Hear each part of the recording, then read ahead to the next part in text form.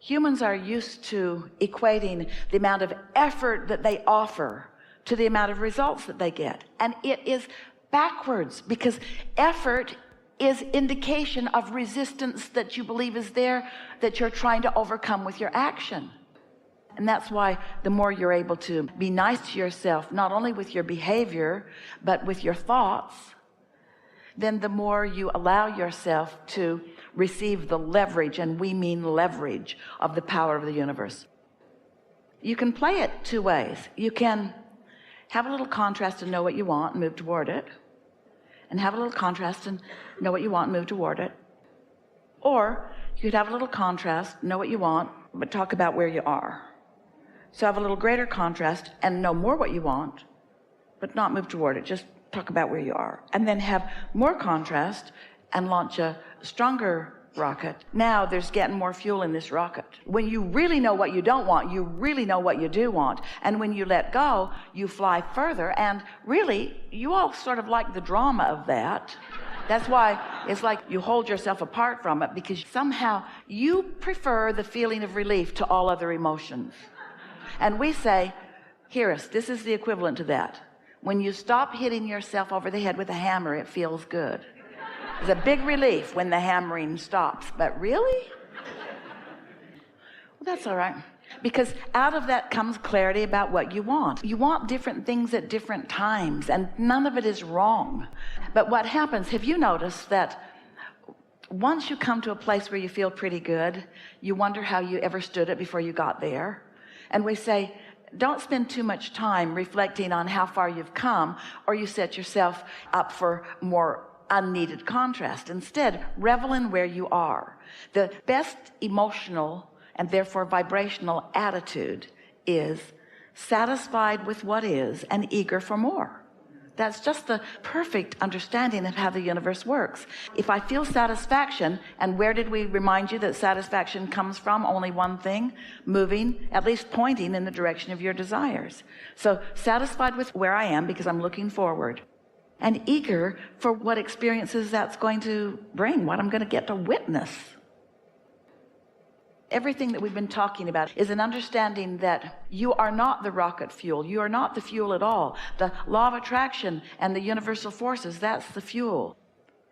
Most people offer all of their action in response to the resistance that they've stirred up with their thoughts. So they have sloppy thinking and create a lot of resistance, and then work hard with action to compensate for the resistance. But the more you're able to meditate and chill and appreciate and bask, one who is in sync with their inner being and source energy is more powerful than millions who are not. There's just no comparison. But how are you going to know that till you know it? How are you going to want ease until you've been overwhelmed? How are you going to know that? You can't focus yourself into the ease and flow of source energy until you've deprived yourself from it enough to realize that you have felt better and you don't right now, and maybe something different is required from you in order to feel better. But you got to admit how interesting this is. Oh, this is so interesting. Contemplate this just for a moment. So you were born from source energy, and you are an extension of source energy, which means you were born from pure love, and you are pure love. Just rest with that for a moment. And then you were exposed to contrast, which you did on purpose, and you watched others who got here before you did and forgot their extension. And then you felt negative emotion, and then you felt positive emotion, and then you felt negative emotion, and then you felt positive emotion. So the thing that is of such great interest to us is how any of you could ever give up the desire for feeling good, and how you would be willing to replace feeling good with the alternative. The departure from your own guidance system is really what all of our conversations are about, and the return to your guidance system and the return to your deliberate living of life experience. Don't you find it interesting that you are love, you are born as love, it's the dominant vibration that is within you, and it feels so terrible when you're not loving. It feels so terrible to be in a moment of criticizing. That just feels awful. You know that it does. And yet you acclimate to that feeling. And in the acclimation to that feeling, then you try to control the circumstances rather than just returning to the love. The point that we want to make, that we really want you to be in a vibrational place of hearing, is that you can return to the feeling of love easily, but you will never be able to control enough circumstances to stop your feeling of opposite of that. To try to control the circumstances so that you'll feel better gets you nowhere. It's so much easier. We've talked about how you've lived enough life to know what you want and what you don't want, and you're very clear about what you want. And so instead of making a proclamation to yourself and to your non-physical counterpart and guiding yourself by paying attention to the way you feel, instead you decide to do it more like other humans do it.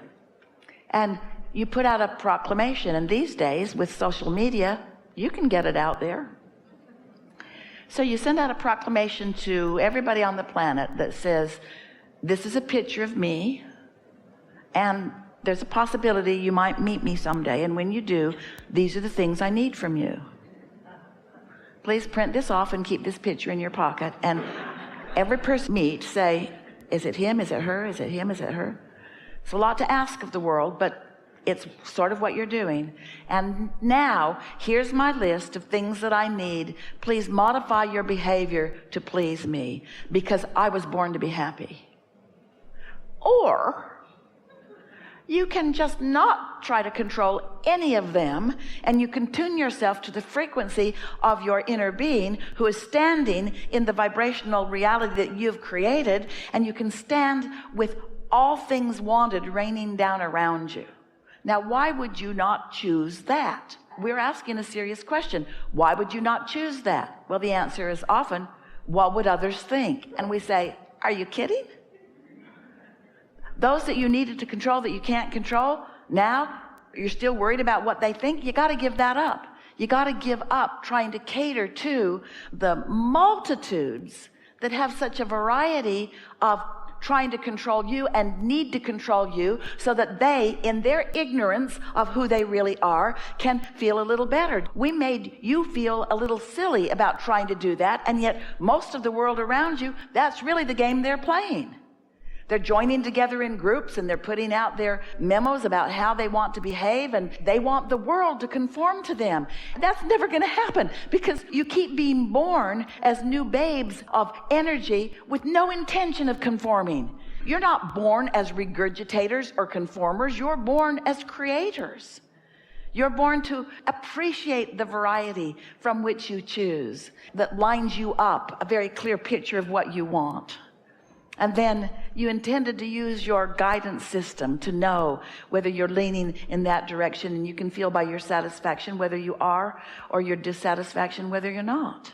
It is not complicated unless you try to include all of the other humans on the planet and convince them of the same. If you just do the work that is your work to do, you can accomplish it today while we are all here together, and you can live happily ever after.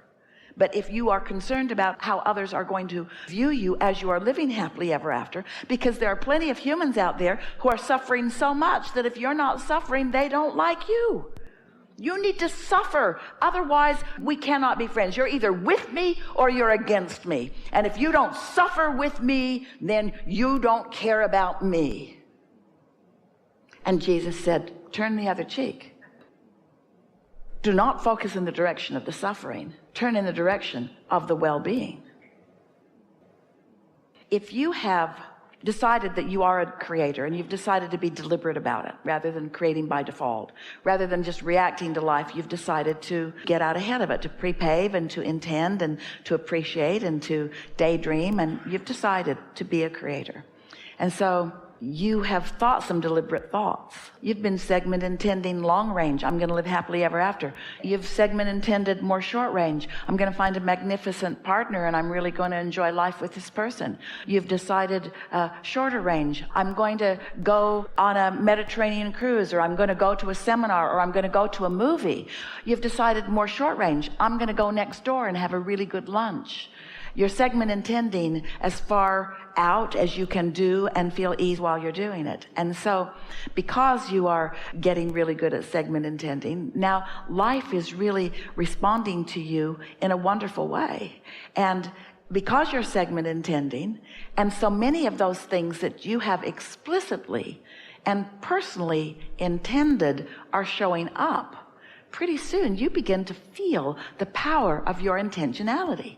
And that's the deliciousness. The satisfaction factor is a factor on steroids once you start making the conscious correlation between what you intended and what the universe is yielding to you. That's just the best that it gets. And we're not only talking about these great big things, we're talking about the intertwining. Those things become as meaningful as great big things. The way the universe wraps around you and adores you and shows you your well-being in this moment, in this moment, in this moment, in this moment, in this moment, before long you begin to know your worthiness. It's not just this fleeting thought that you're hoping for. As a human, you stop waiting until you're in heaven, hoping that when you get there, someone will assign you the having been worthy label. Instead, you realize that your worthiness was always there, and lots of times you weren't letting it in, but now you figured out how to let it in. So you let yourself be loved. You see, Source is loving you, but if you don't let yourself be loved, you don't know Source is loving you. You got to turn on your radio and dial it into love, and then you feel loved, you see. Yeah. So the only reason that you ever feel doubt or fear or any negative emotion is because you're approaching the subject of your desire in opposition to the way your inner being is approaching the subject of your desire. That's what emotions are. Every time you feel negative emotion, it's the rest of us saying, that's not how we see this. That's not how we see this. We know you can do it or have it or be it if you want it. Why are you letting all that you've lived so far? That would be like getting in your car to go somewhere, and it's a 1,000-mile journey, and you get out on the road somewhere along the way, 200 miles out or 300 miles out or 400 miles out, and you say, I'm not there yet, I'm never going to get there. And then you're so disappointed that you're not there that you just spin around and don't move in the direction of it anymore, or worse still, turn and go in opposition to it. That's ridiculous. You know, in terms of your physical physics of your world, that if you keep moving in the direction that you can get to wherever you're going, life is showing you that too. We just want you to understand it in the vibrational sense, you see. You didn't come here to get stuff done. You came here for the fun of doing it. This desire that you have, what is it? Isn't it always some series of steps moving in the direction of? And as the eternal being that you are, do you really think that those steps are ever going to end? That there's ever going to be an ending to the next and the next and the next and the next? Of course not. There's always the next and the next and the next and the next and the next and the next. It is so important that you accept your eternal incompletion. We are eternally incomplete. That's why we're alive. Because we're eternally reaching for more, you see, reaching, becoming, moving in the direction of. And so you say things as humans. Most people don't mean it when they say it, or they don't understand the depth of what they're saying. When you say the joy is in the journey, well, no kidding. Because the reason for the desire is it points you in the direction of something and gives you a reason for the journey. But the journey is the way the universe delivers to you sequence after sequence after sequence to show you that you are seen and that you are heard and that you are loved and that you are worthy. That's what your life is wanting you to derive from it. All of us from the non-physical perspective are rooting for your finally accepting the I can do anythingness of your beingness, the invincibility of your beingness, you see.